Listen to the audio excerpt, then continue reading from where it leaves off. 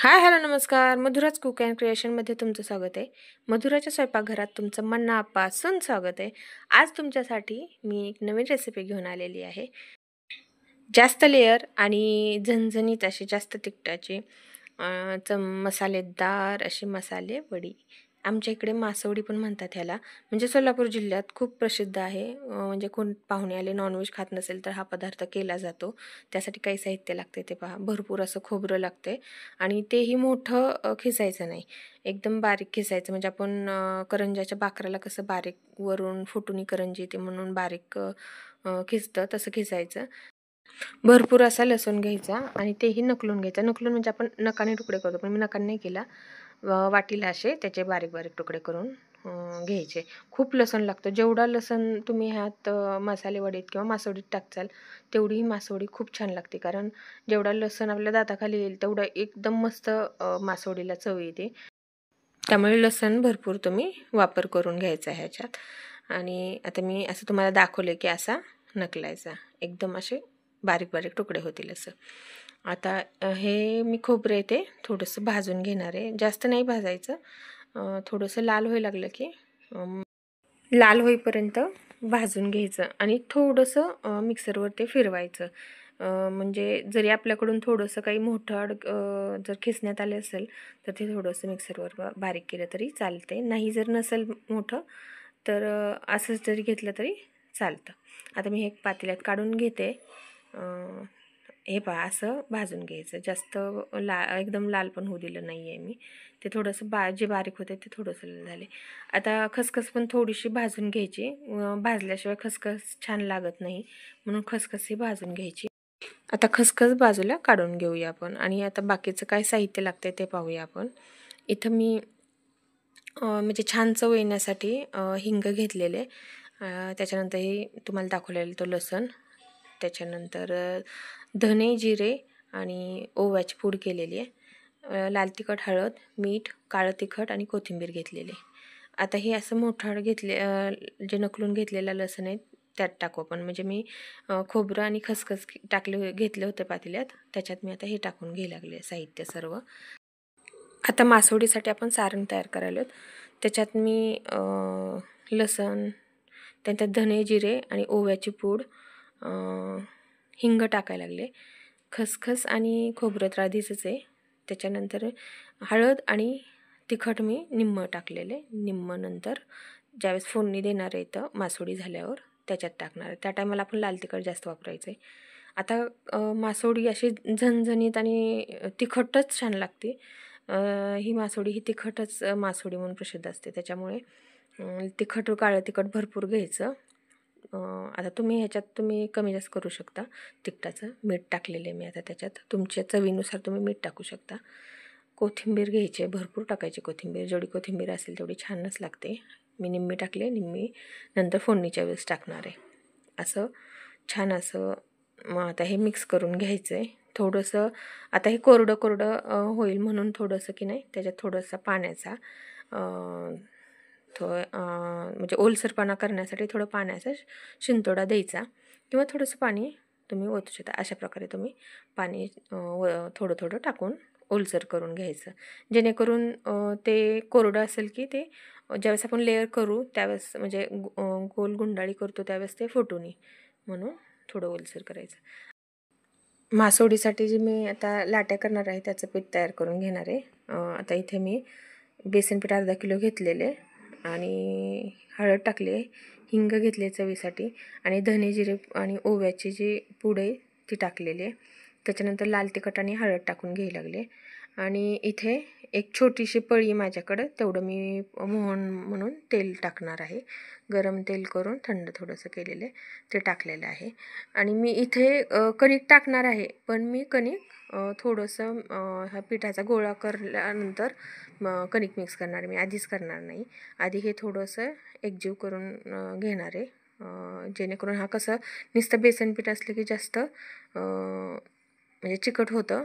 मग ते चिकटपणा थोडंसं हाताला ते लागतं किंवा पाठीला. मग त्यावेळेस मी थोडं कणिक टाकून तो एकजीव गोळा करून घेणार आहे सर्व. आता पहा किती चिकट झालेलं आहे बेसन पिठामुळे.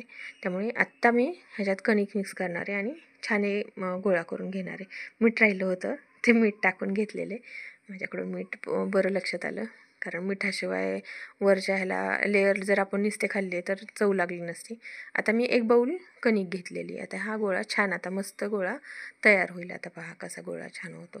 हे जर मी कणिक आधीच टाकले असते तर म्हणजे गोळा करायला खूप म्हणजे अवघड गेलं असतं. म्हणून कणिक मागून टाकली की छान असं तो जे चिटकलेलं बेसन पीठ ते आहे ते निघायला पण मदत होते आणि छान गोळा होतो. आता पहा किती छान गोळा झाला आहे. थोडंसं तेलाचा हात घेऊन वरून थोडंसं तेल टाकलं आणि छान गोळा करून घेतला. व्हायला लागला आता गोळा आणि छान गोळा तयार झाला आहे. एकदम घट्ट पण नाही करायचा आणि पातळ पण नाही करायचा. एकदम मस्त गोळा झालेला आहे, पाहतच असेल. तोपर्यंत इकडे मी पाणी गरम करायला ठेवते आणि वर माझ्याकडे जर्मनची चाळणी आहे ती ठेवली. त्याला तेल लावून, कारण आपण जे सर्व भरून वाफलून घेणार आहे तर त्याच्यासाठी जर्मनच्या चाळणीला तेल लावलं आणि पाणी उकळायला ठेवलं होतं. आणि आता हे सारण असं झालेलं आहे. आता मी लाट्या करून घेते एक एक करून. आपल्या चपातीपेक्षा थोडंसं जाड ठेवायचं, जास्त जाड पण नाही ठेवायचं, कारण काय होतं आहे मग ते पिटाळ लागते वरचे लेअर. त्यामुळे थोडंसं आता कणिक घेऊन थोडंसं मी लाटून घेते. आता ते जास्त पातळही नाही करायचं, ते फुटलं जातं. आणि जास्त जाड पण नाही ठेवायचं, तर ते मग पिठाळ लागतं, नीट वाफलत नाही. त्यामुळे हे काळजी घ्यायची की मध्यम अशी लाटी करायची, की जेणेकरून पातळ केलं पण ते सारण भरलं आपण ज्यावेळेस ते गोल गुंडाळी करतो त्या टायमाला फुटलं जातं, फुटून बाहेर येतं. त्याच्यामुळे ते एक काळजी घ्यायची. अशी लाटी तयार झालेली आहे छान. आता त्याला थोडंसं त्या लाटीला पाणी लावून घ्यायचं, कारण त्याला ज्यावेळेस आपण ते सारण लावतो त्यावेळेस ते मोकळं होऊन चिटकून राहावं असं छान. आणि माझ्याकडून थोडंसं जास्त पाणी झालं त्यामुळे खालची लाटी थोडीशी चिटकायला लागली होती.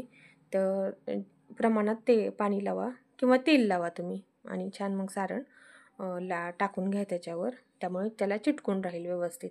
आणि जर आपण नाही लावलं तर ते निसटायला सुरुवात होती, म्हणजे त्याला चिटकून त्या जे आपण लाटलेली आहे त्याला चिटकून बसत नाही. आता त्याच्या हळूहळू त्या कडेला पण पाणी लावून घ्या, नाही तर तेल लावून घ्या. अशा प्रकारे लावून घ्यायचं, जेणेकरून आपण ज्यावेळेस ते लाटी असे गुंडाळायला लागतो त्यावेळेस ते त्याला चोपून बसावी. आता प्रत्येक ह्याला घडीच्या वेळेस आपण पाणी लावायचं, कारण काय होतं आहे जर आपण नाही पाणी लावलं तर तिथून ते निसटले जातात. आता पाणी लावल्यामुळे मसाल्याला त्या छान चिटकून राहतात, ढिल्ल्या पडत नाहीत किंवा ते ज्यावेळेस आपण कापल त्यावेळेस ते बाहेर पडणार नाही किंवा फलताना फुटणार नाहीत याची काळजी. आता थोडं बघा मी मला म्हटल्याप्रमाणे थोडंसं माझ्याकडून पाणी झालं आणि पातळ थोडीशी म्हणजे पाणी लागल्यामुळे लाटी थोडीशी पातळ झाली आणि ते चिटकायला हे झाले. काही नाही निघाली नंतर, पण असं होतं ते तुम्हाला एक थोडंसं बरं झालं, म्हणजे एक तो अनुभव तुम्हाला सांगता आला हा की असं होतं म्हणून. आता हे एक प्रकारे बघा छान असे झालेले एक माझ्याकडून माझी तयार असं. आता तुम्ही 2 पद्धतीत करू शकता. डायरेक्ट मी तुम्हाला दोन्हीही दाखवते. तुम्ही असं कापही करून घेऊ शकता, म्हणजे ज्यावेळेस कच्ची आहे तोपर्यंतच, आणि ते वाफलू शकता. किंवा आता मी दुसरी दाखवते की तुम्ही लाटून त्याचे असं गोल करून डायरेक्ट तुम्ही त्या चाळणीत ठेवू शकता. तुम्हाला जसं सोपं वाटेल तसं तुम्ही करू शकता. मला ह्या पद्धतीपेक्षा लाट्या एकदम आता मी तुम्हाला दुसरी पद्धत दाखवते. दुसरी लाटी करून दाखवते मी तुम्हाला. त्याला थोडंसं पाणी लावून घेतले, त्याच्यावर सर्व मसाला टाकून घेते आणि त्याच्या गोल घड्या करत गोल रोल करून घ्यायचा. पण रोल कसा गोल नाही ठेवायचा, मग दाबायचं, म्हणजे आपली थोडीशी चपट्या गोल राऊंड नाही करायचा, चपटा करायचा. अशा प्रकारे सारण भरून घ्यायचं सगळं आणि पाकळ्या असं करून. आणि आकार पण तुम्ही लाटीचा छोटा करू शकता, तुमच्या चाळणीच्या आकाराप्रमाणे करा. चाळणी जर मोठी असेल खूप तर ते वर येतात.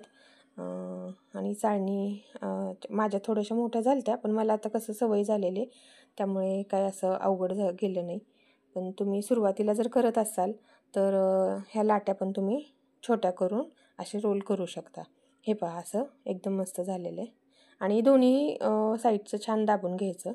हे पहा असं असं सर्व लाट्या एकदम वाफलून तुम्ही घेतल्या तरीही चालतं. काप करून नाही घेतले तरी तुम्हाला जसं सोपं वाटेल तसं तुम्ही करू शकता. मी आता हे माझ्या छान अशा लाट्या वाफलून घेणार आहे. हा सोलापूर जिल्ह्यातला सातारा साईडचा म्हणजे खूप फेमस हा पदार्थ आहे. म्हणजे नॉनव्हेजला पण थोडीच म्हणलं तरी चालेल किंवा जे नॉनव्हेज खात नाही त्यांना हा प्रकार खूप आवडतो आणि खाणाऱ्यांनाही आवडतो. आमच्या घरी तर सर्वांना मासवडी आवडते आणि झणझणीत जेवढी असेल तेवढी ह्याला खूप म्हणजे खूप छान चव लागते. आता हे वाफलण्यासाठी वर मी ताट ठेवून दिलेले आहे. आणि आता वाफवले हे कसं ओळखायचं तर ते हाताला चिटकत नाही आणि त्या ज्या वड्या म्हणजे ते केलेले त्याच्यावर अशा छान अशा फुटकुळ्या आता नाही बबल्स असे आलेले असते तर आणि लक्षात येतं कच्चं आणि वाफवलेलं. पण जेवढं तुम्ही वाफलाल तेवढं छान लागेल, नाही तर मग ते पिटाळ लागेल. त्यामुळे गडबड करायची नाही. एक वेळ जास्त वेळ ठेवा तुम्ही, काही हरकत होत नाही. पण आणि गरम असतानाच त्याचे असे तुकडे करायचे. नाहीतर तुम्ही असं करायला जाचाल आणि काय होईल थंड झालं आणि मग तुम्ही कापायला लागलात तर ते चिरलं जाणार. वरचे जे लेयर आहे ना तो चिरला जातो बघा. अशा काही थोडं फुटल्या जातात. म्हणून ज्यावेळेस गरमच आहे ना आपण ज्यावेळेस चाळणीतनं काढू त्या टायमाला गरमच असताना त्याचे तुकडे करून घ्यायचे. मग छान तुकडे होतात. सर्व असं आता मी तुकडे करून घेतलेले इथं. छान असे बघा किती छान लेअर पण आलेत. सारण बाहेर आलेलं नाही आहे. मस्त अशा झालेल्या आता पहा किती छान.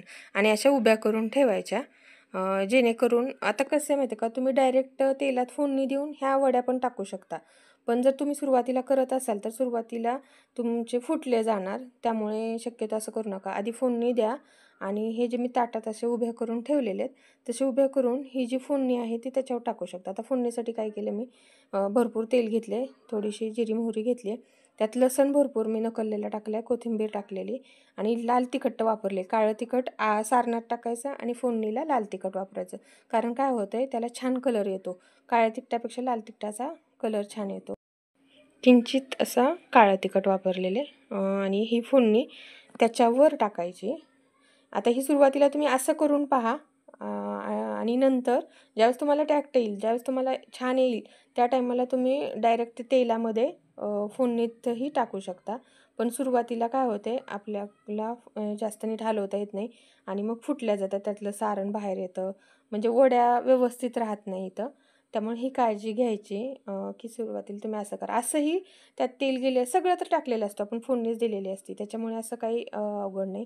किंवा तुम्ही आता हे असंच कढईत ठेवा आणि वरून थोडंसं पाण्याचा शिंतोडा द्यायचा आणि एक ताट झाकायचं. थोडीशी वाफ येऊ द्यायची, जास्त हलवायचं नाही. आणि जर तुम्हाला रेसिपी आवडली असेल तर माझ्या चॅनलला लाईक करा, शेअर करा आणि सबस्क्राईब करा. प्लीज लाईक करा, सबस्क्राईब करा. धन्यवाद.